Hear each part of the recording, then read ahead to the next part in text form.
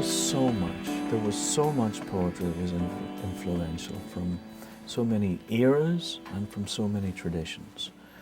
For example, there was the immediate tradition, the Irish tradition. Talked a little bit about the Irish language earlier on. With that, of course, came a massive tradition of literature that we were reared in. We were brought up in it, certainly reared in it to some extent in the homes. There were people still singing songs, telling stories. And they still, in some cases, stories and songs that had components of that culture. But also at school, of course, as we were learning Irish, we learned it predominantly through song.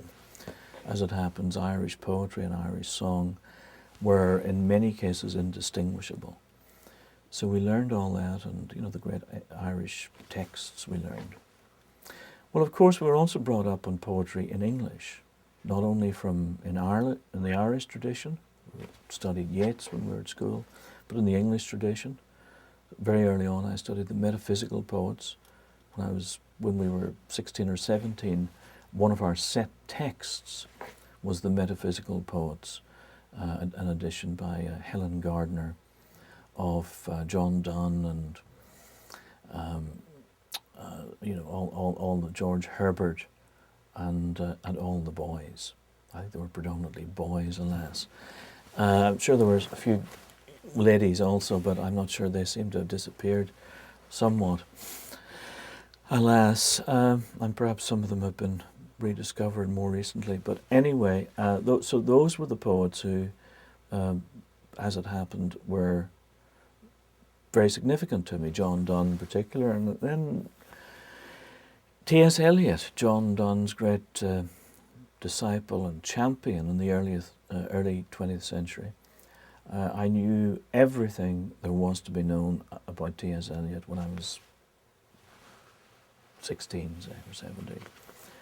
I was into T.S. Eliot the way, a healthy creature would be into baseball or something, and in the way that a healthy-ish young person, would know all the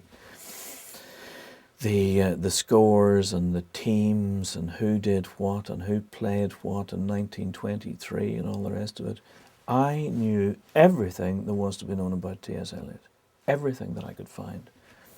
I had a deal with the local librarian, and she got me everything that could be got on T.S. And so I wrote very much in the style of T.S. Eliot when I started out. And then, it was also a great era of the 1960s for poetry and translation. Poetry and translation. There was a series called The Penguin Poets in Translation. So we were reading, for example, Yevtushenko. Yevtushenko was as well known to us as Yeats. He really was. So there was that sense of world literature. I studied French poetry also as a student. I knew a lot about French poetry. A whole range of stuff that, and then I made a study under the guidance of a teacher of 20th century poetry in English. And I knew that, I knew things that I couldn't tell you what I was doing this morning. But in those days, I just knew an awful lot in the way that kids do. In the way that teenagers do, if they're interested in something. And as I say, it just happened to be the thing I was interested in. It could have been something else, but that's what it was. And then I just plugged away at it, and plugged away. And Yeats has a great line about that. He says, a man or woman dabbles in verses, and they become his life. And that's basically what has happened to me, and I'm sure most other poets. It becomes it's a habit. It's a habit. So much of it is about a particular habit of seeing, a particular openness to how nothing special about it, I think. It's just that it's a particular way of thinking about the world, or being open to the world, in the way